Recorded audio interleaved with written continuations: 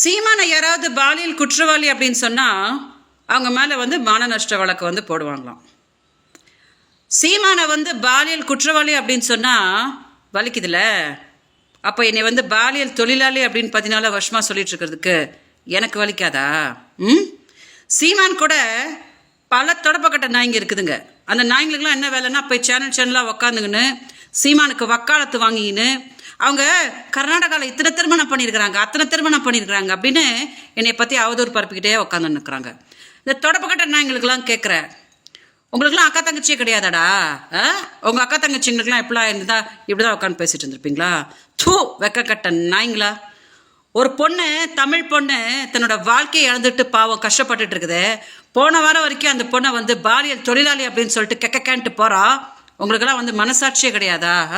இவ்வளோதானாடா ஒரு பொம்பளை பிள்ளைய நீங்கள்லாம் காப்பாற்றுறது? சீமான் கூட இருக்கிற அத்தனை நாய்ங்களுக்கும் சொல்கிறேன்னு, இந்த போர் இன்னும் முடியல. என்னை பற்றி அவதூறாக யார் யாரெல்லாம் பேசிட்டு இருக்கிறீங்களோ அத்தனை பேர் மேலேயும் மான நஷ்ட வழக்கு நான் போட தான் போகிறேன். ஓகே, அதனால் எல்லாரும் தயாராக இருந்துக்கோங்க.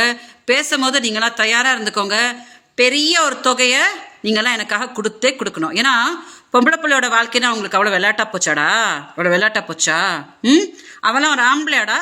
அவெல்லாம் ஒரு ஆம்பளையாடா? சீமானு விசாரணை கூப்பிட்டா தனியாக வர்றதுக்கு துப்பில்லை. மொத்த கட்சிக்காரங்களையும் வச்சுக்கிட்டு உட்காந்துன்னு ஃபிலிம் காட்டின்னு உட்காந்துன்னுக்குறான். அவனெல்லாம் ஒரு தலைவன் சொல்லிட்டு இருக்கிறீங்களா?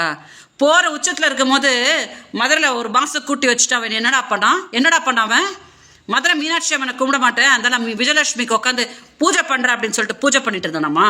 2023 எதுக்குன்னா நீ மார்ச் ஆகஸ்ட் வரைக்கும் விஜயலட்சுமிக்கு மாதம் 50,000 ரூபாய் போட்டு அப்படின்னு கேட்கறதுக்கு உங்களுக்குலாம் துப்பில்லை. என்னைய பற்றி உட்காந்து அவதூறு பேசிட்டு இருக்கிறீங்களா?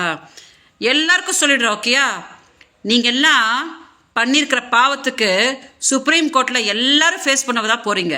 சீமானுக்கும் சொல்லிக்கிறேன், ஏதோ இந்த போர் முடிஞ்சு போச்சு, நான் சுப்ரீம் கோர்ட் போனேன்னா ஓடியே போயிட்டா அப்படின்னு நினச்சிட்டு வாழெல்லாம் ஆட்டவே வேண்டான்னு இப்போ தான் போர் தொடங்கியிருக்குது.